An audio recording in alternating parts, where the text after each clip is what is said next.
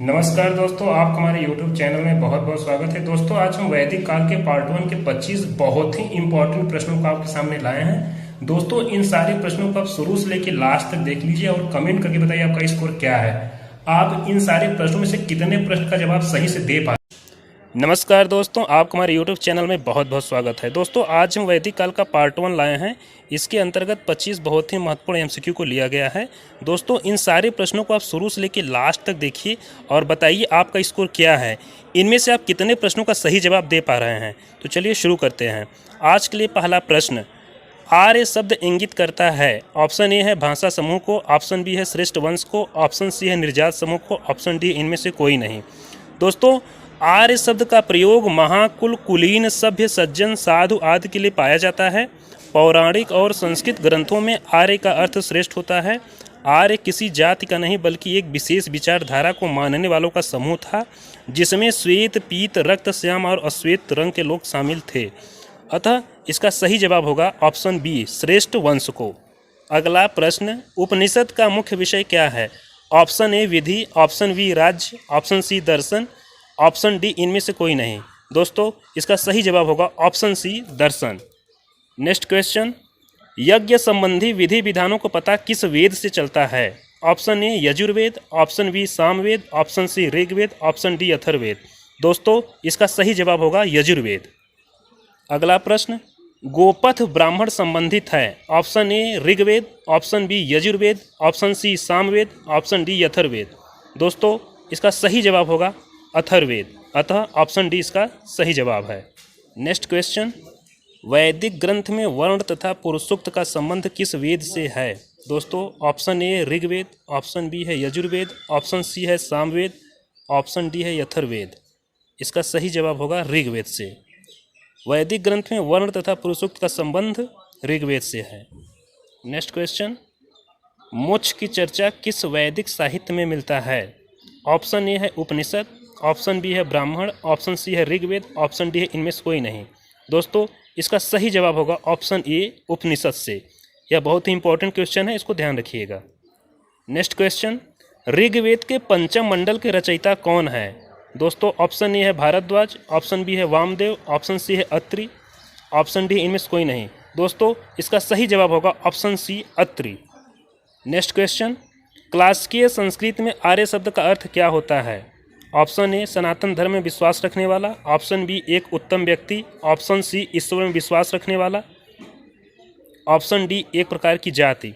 दोस्तों ध्यान रहे, क्लासिकीय संस्कृत में आर्य शब्द का अर्थ एक उत्तम व्यक्ति होता है। सैंधव संस्कृत के विनाश के पश्चात भारत में जिस नवीन सभ्यता का विकास हुआ उसे वैदिक अथवा आर्य सभ्यता के नाम से जाना जाता है। अतः इसका सही उत्तर होगा ऑप्शन बी, एक उत्तम व्यक्ति। नेक्स्ट क्वेश्चन, ऋग्वैदिक काल का समय अवधि क्या है। ऑप्शन ए 2500 ईसा पूर्व से 1000 ईसा पूर्व, ऑप्शन बी 1500 ईसा पूर्व से 1000 ईसा पूर्व, ऑप्शन सी 1700 ईसा पूर्व से 500 ईसा पूर्व, ऑप्शन डी इनमें से कोई नहीं। दोस्तों सैंधव सभ्यता के पतन के बाद वैदिक काल आए और वैदिक काल को दो भागों में विभाजित किया गया। नंबर एक ऋग्वैदिक काल, इसका टाइम पीरियड है 1500 ईसा पूर्व से 1000 ईसा पूर्व, अतः इसका सही जवाब होगा ऑप्शन बी, 1500 ईसा पूर्व से 1000 ईसा पूर्व। नेक्स्ट क्वेश्चन, सबसे प्राचीन वेद कौन सा है। Option A Yajurveda, option B Rigveda, option C Atharvaveda, option D Samaveda. दोस्तों ध्यान रहे, वेदों की संख्या कुल 4 है, ऋग्वेद, यजुर्वेद, सामवेद और अथर्ववेद, जिसमें सबसे प्राचीन वेद ऋग्वेद है। अतः इसका सही ऑप्शन बी होगा, ऋग्वेद। अगला प्रश्न, त्रयी अथवा वेद त्रयी किसे कहा जाता है। ऑप्शन ए 3 धर्मों को, ऑप्शन बी 3 वेदों को, ऑप्शन सी यजुर्वेद को, ऑप्शन डी 3 देवताओं को। दोस्तों वेदों की कुल संख्या 4 है, ऋग्वेद, यजुर्वेद, सामवेद और अथर्ववेद। इनमें ऋग्वेद, यजुर्वेद, सामवेद को त्रयी या वेद त्रयी कहा जाता है। अतः इसका सही जवाब ऑप्शन बी होगा, 3 वेदों को। नेक्स्ट क्वेश्चन, सरस्वती नदी का उल्लेख किस वेद में किया गया है। Option A Rigveda, option B Yajurveda, option C Samaveda, option D Atharvaveda. दोस्तों सरस्वती नदी का उल्लेख ऋग्वेद में किया गया है, इसको नदीतमा भी कहा गया है। अतः इसका सही जवाब होगा ऑप्शन ए, ऋग्वेद। यह बहुत इंपॉर्टेंट क्वेश्चन है, इसको ध्यान रखिएगा। नेक्स्ट क्वेश्चन, ऋग्वेद में किस नदी का उल्लेख सबसे अधिक बार हुआ है। Option A Ganga, option B Vipasha, option C Sindhu, option D इनमें से कोई नहीं। दोस्तों ऋग्वेद में सप्त सिंधु प्रदेश की 7 नदियों का उल्लेख है। इनमें सबसे अधिक बार सिंधु नदी का उल्लेख किया गया है, अतः इसका सही उत्तर होगा option C Sindhu. Next question, ऋग्वैदिक काल की सबसे पवित्र नदी कौन सी है? Option A Vitasta, option B Sindhu, option C Saraswati, option D Askini. दोस्तों ऋग्वेद में सप्त सिंधु प्रदेश की 7 नदियों का उल्लेख है। इनमें सबसे पवित्र सरस्वती नदी को कहा गया है, अतः इसका सही जवाब होगा option C Saraswati.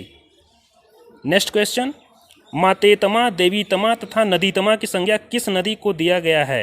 Option A Sindhu, option B Vipasha, option C Saraswati, option D इनमें से कोई नहीं। दोस्तों ऋग्वेद में सप्त सिंधु प्रदेश की 7 नदियों का उल्लेख है। इनमें सबसे पवित्र सरस्वती नदी है तथा सरस्वती नदी को ही मातेतमा, देवीतमा तथा नदीतमा कहा गया है, अतः इसका सही जवाब होगा ऑप्शन सी सरस्वती। दोस्तों यह बहुत इंपॉर्टेंट क्वेश्चन है, कई बार परीक्षा में पूछा गया है, इसको ध्यान रखिएगा।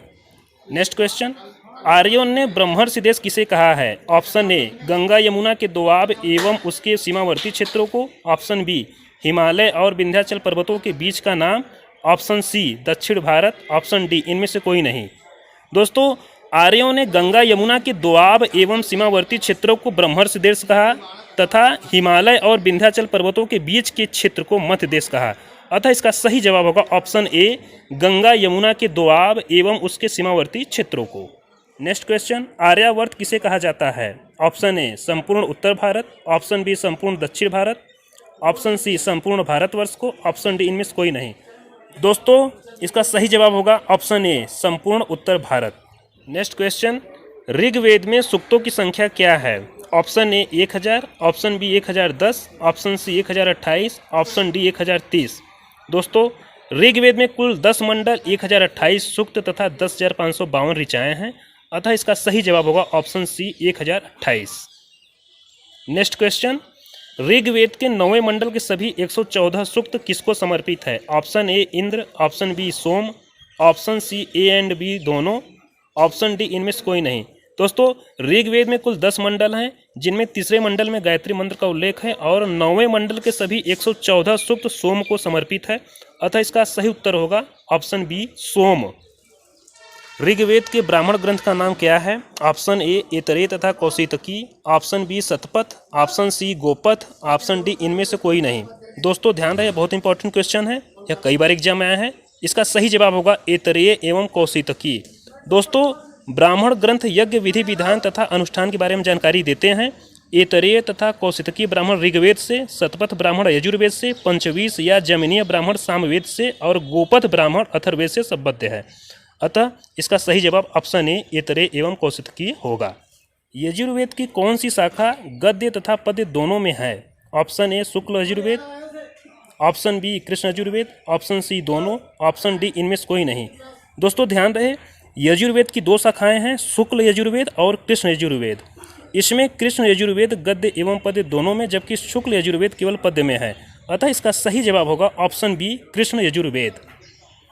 नेक्स्ट क्वेश्चन, वाजसनेय शब्द का उल्लेख मिलता है? ऑप्शन ए ऋग्वेद में, ऑप्शन बी यजुर्वेद में, ऑप्शन सी सामवेद में, ऑप्शन डी अथर्ववेद में। दोस्तों इसका सही जवाब होगा यजुर्वेद। नेक्स्ट क्वेश्चन, किस वेद में जादुई माया तथा वशीकरण का वर्णन है? Option A Rigveda, option B Yajurveda, option C Samaveda, option D Atharvaveda. दोस्तों ध्यान रहे कुल 4 वेद हैं। ऋग्वेद में स्रोत एवं प्रार्थनाएं, यजुर्वेद में यज्ञ एवं कर्मकांड, सामवेद में संगीतमय स्रोत, अथर्ववेद में तंत्र मंत्र वशीकरण एवं जादुई माया देखने को मिलता है, अतः इसका सही जवाब होगा option D Atharvaveda. Next question, Rigveda के प्रथम मंडल के रचयिता कौन है? Option A Vashishtha, option B Vishwamitra, option C Madhuchhanda Medhatithi, option D इनमें से कोई नहीं। दोस्तों ऋग्वेद में कुल 10 मंडल है और प्रत्येक मंडल के रचयिता अलग अलग हैं। पहले मंडल के रचयिता मधुच्छंदा मेधातिथि, तृतीय मंडल के रचयिता विश्वामित्र और चतुर्थ मंडल के रचयिता वामदेव हैं, अतः इसका सही जवाब होगा option C Madhuchhanda Medhatithi. Next question, ऋग्वैदिक काल के देवताओं इंद्र, वरुण, मित्र तथा नासत्य का उल्लेख किस अभिलेख में मिलता है? ऑप्शन ए हाथी गुम्फा अभिलेख, ऑप्शन बी बोगज कोई अभिलेख, option C A and B दोनों, ऑप्शन डी इनमें से कोई नहीं। दोस्तों प्राचीन अभिलेख मध्य एशिया के बोगज कोई नामक स्थान से लगभग 1400 ईसा पूर्व का प्राप्त हुआ है।